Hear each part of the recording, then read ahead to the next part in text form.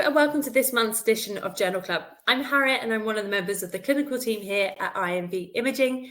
This month I've chosen to examine an article on feline ultrasonography and in particular the presence of gallbladder sludge and associated abnormalities in cats undergoing abdominal ultrasound.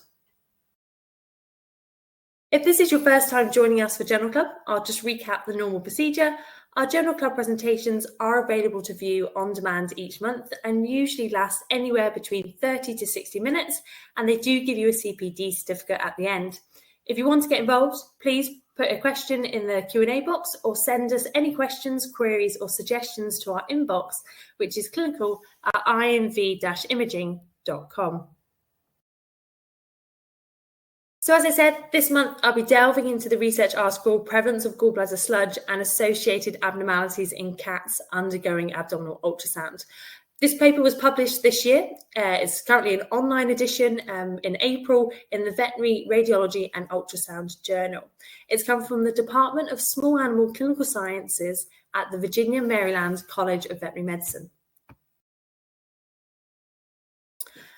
So the diagnosis of gallbladder sludge in veterinary medicine refers to the ultrasonographic finding of gravity-dependent echogenic debris within the gallbladder lumen without acoustic shadowing. In healthy dogs, particularly those above the middle age range, it appears that gallbladder sludge is highly prevalent without clinical consequence and not associated with hepatobillary disease, whereas the pathology of gallbladder sludge in cats remains relatively unknown. The true prevalence of gallbladder sludge in cats is still unknown, as previous studies that have been carried out were not specifically designed to accurately evaluate the prevalence of gallbladder sludge irrespective of disease. So we still don't actually know how common gallbladder sludge is in cats. There has been an association suggested between gallbladder sludge and hepatobillary disease in cats, with findings of sludge in about 40% of cats with hepatobiliary disease and 20 to 62% of cats with extrahepatic biliary obstruction. It has been found that cats with gallbladder sludge were 3 times more likely to have bacteria cultured from their bile and a diagnosis of feline cholangitis compared to those without gallbladder sludge.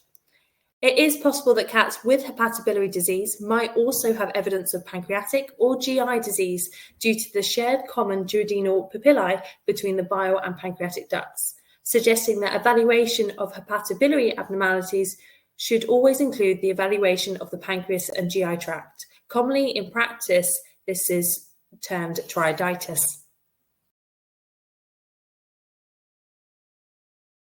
So the clinical signs which are typically presented by cats with hepatobiliary disease or triaditis are usually non-specific and include lethargy, vomiting, anorexia or hyperexia, weight loss and diarrhea. The objectives of this study were to determine the prevalence of gallbladder sludge in a population of cats that underwent abdominal ultrasound, to describe the clinical signs, laboratory findings, and abdominal ultrasound abnormalities, and secondly, to compare these findings to cats without gallbladder sludge. The authors hypothesized that the ultrasonographic findings of gallbladder sludge in cats would be associated with hepatobiliary, gastrointestinal, and or pancreatic abnormalities detected by clinical, biochemical, and ultrasound assessment. So this was an observational retrospective study where feline patients that had an abdominal ultrasound performed at the veterinary teaching hospital between October 2014 and October 2015 were included. Cats were excluded if ultrasound images of the liver, gallbladder, or pancreas were unavailable. All decisions for ultrasound inclusion or exclusion were made by the observers with expertise in small animal internal medicine and veterinary radiology. The medical records of the included patients were searched for retrospectively, with signalment, clinical signs, complete blood count, and biochemical findings recorded. The clinicopathologic abnormalities associated with hepatobiliary disease, including ALT, ALP, GGT, total bilirubin, albumin, cholesterol, as well as white blood cells, neutrophils, and lymphocytes in cats with or without gallbladder sludge, that were evaluated within 1 week of the ultrasound examination were used for analysis. Case identification was performed by a certified small animal internist and a certified veterinary radiologist. and data recording was performed by a small animal internal medicine resident and a certified small animal internist and a certified veterinary radiologist. The abdominal ultrasound reports were used to record the presence or absence of gallbladder sludge, along with the common bile duct size and any gallbladder, hepatic, pancreatic, or intestinal abnormalities. The reports were searched for the description of echogenic material within the gallbladder lumen or anechoic contents within the gallbladder lumen to determine the presence or absence of gallbladder sludge. All images and reports were retrospectively reviewed by a certified veterinary radiologist, but they were not aware of the presenting complaint or the final diagnosis. Cases were excluded if gallbladder contents was not described or if the ultrasound images of the gallbladder were either unavailable or inconclusive. In patients where more than one ultrasound examination was performed, only the data from the first ultrasound examination was included. So all ultrasound examinations had previously been performed by a certified veterinary radiologist or a veterinary radiologist resident under supervision by a certified veterinary radiologist. All images were acquired using an 8 MHz microconvex transducer and a 12 MHz linear transducer with patients positioned in either dorsal or left lateral cumbency. Ultrasonographic changes consistent with hepatobiliary disease on the report were described and evaluated as either normal or abnormal and included analysis of the gallbladder, liver, pancreas, and gastrointestinal tract.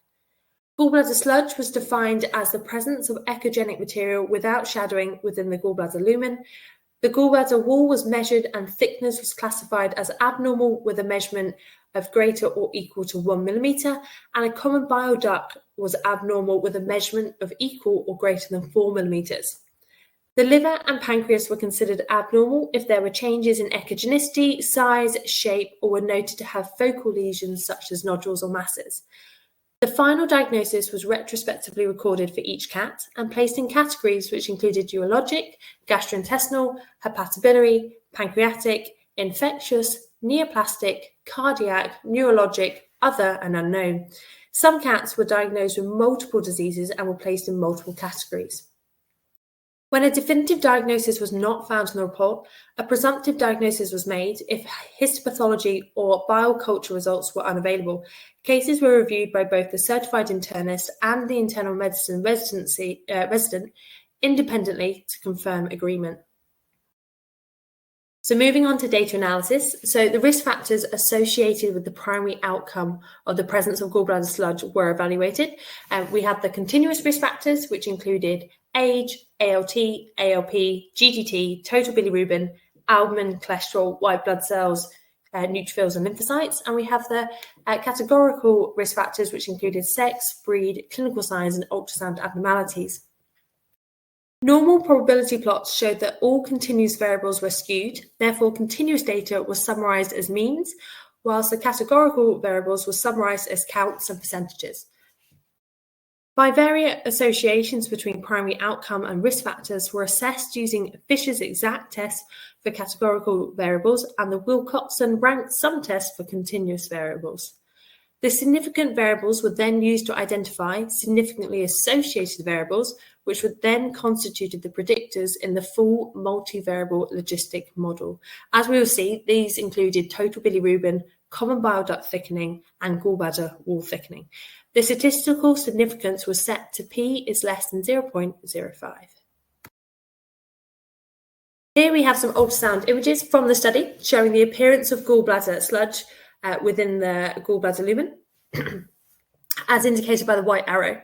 Just a practical tip, if you do happen to see suspected material within the gallbladder lumen during your ultrasound scan, just be sure to differentiate it from pseudosludge, and this can be done either by turning the patient over and the sediment should fall to the gravity-dependent side, or just by agitating the abdominal cavity, the sediment should then resuspend within the gallbladder content.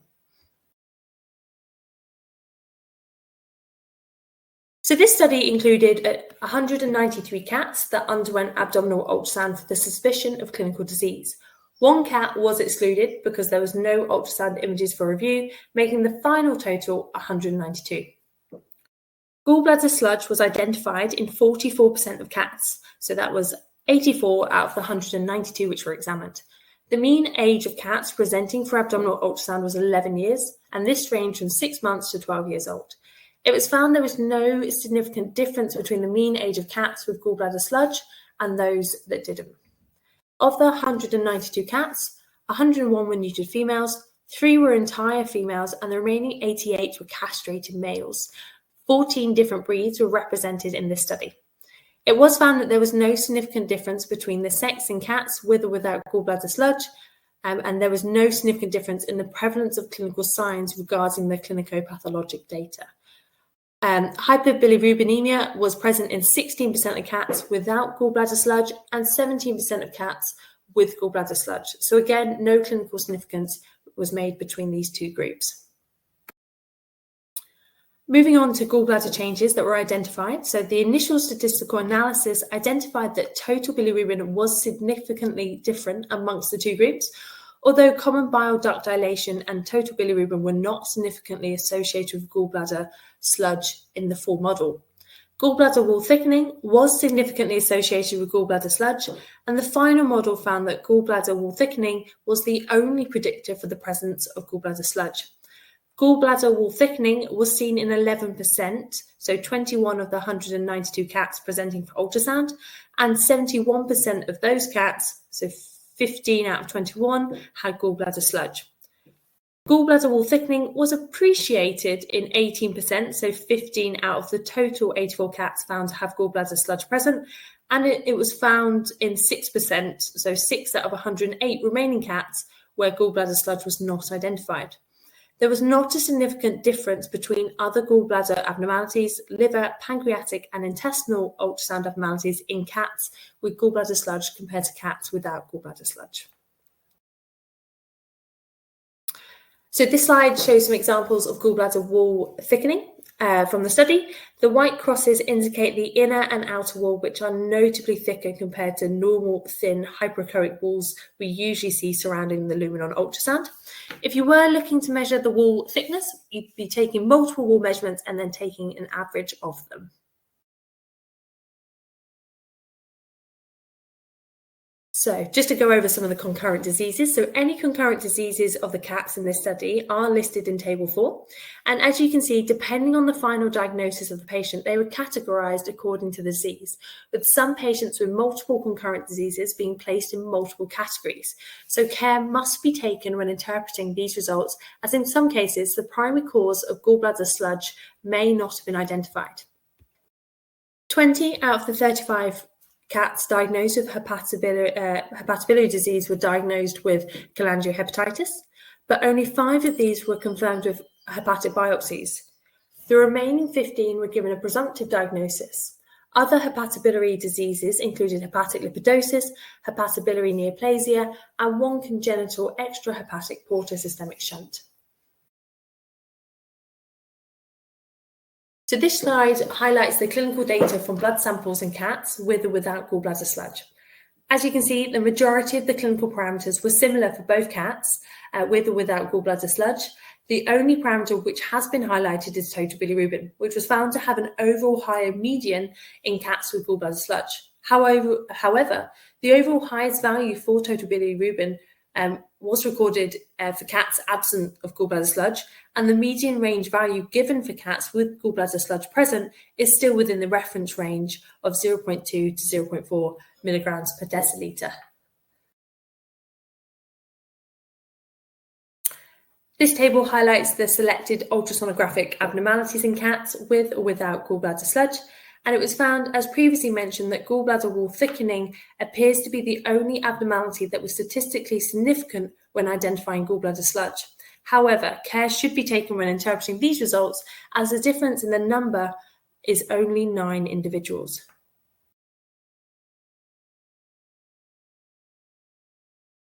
So overall, this study found that gallbladder sludge can be present in cats with a variety of diseases other than hepatobiliary, and they suggest, therefore, it can be a non-specific and potentially insignificant finding in cats. This is difficult to agree with, as all of these cats presented 4 abdominal ultrasounds and there was no healthy control population in this study.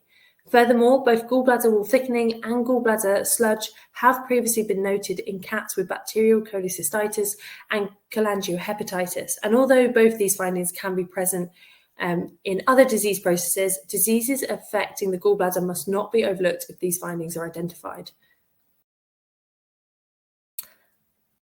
As this study states, the clinical significance of concurrent gallbladder sludge and gallbladder wall thickening is non-specific for gallbladder disease, but that gallbladder wall thickening increased the likelihood of gallbladder sludge being present. Just to recap, gallbladder wall thickening can occur in many pathologies, including cholecystitis, cholangitis, gallbladder edema, cystic mucinous hyperplasia, pericholecystic free fluid, and some systemic diseases unrelated to the gallbladder. The sensitivity and specificity of gallbladder wall thickening on ultrasound for bacterial cholecystitis has been previously reported to be 87 to 96% and 49 to 90% respectively. Furthermore, other studies have found that gallbladder wall thickening and gallbladder sludge increase the likelihood of positive bacterial culture in cats with suspected hepatobillary disease. Unfortunately, due to the lack of liver histology and biocultures in this study, limits its ability to assess gallbladder abnormalities on ultrasound in relation to clinical disease. So just a few limitations of this study. It was limited to cats presenting for clinical suspicion of disease. So there was no control population to compare. Because of the lack of liver biopsies and bile samples taken, a relationship between gallbladder sludge, the liver, and gallbladder disease could not be established. Clinico-pathologic data was available for most, but not all cats within a week of the abdominal ultrasound being performed, which affected the ability to detect significant differences between the groups. Gallbladder volume was not measured or analysed in this study, given the limitations in determining gallbladder volume respectively. And because of the retrospective nature of this study, the still ultrasound images may not have been representative of maximum gallbladder length and width.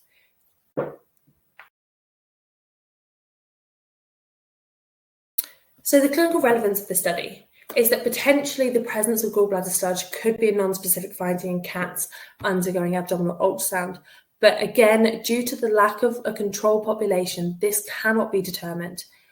Despite gallbladder wall thickening and sludge occurring in other diseases, hepatobiliary disease must continue to be considered when gallbladder wall thickening and gallbladder sludge is present on ultrasound examination in cats. And that's it. So thank you for joining me for this month's Journal Club. If you have any questions, please get in touch. Either send us an email to clinical@inv-imaging.com or pop your question in the Q&A box and we'll get back to you. We'll see you next month for another edition of Journal Club. Goodbye.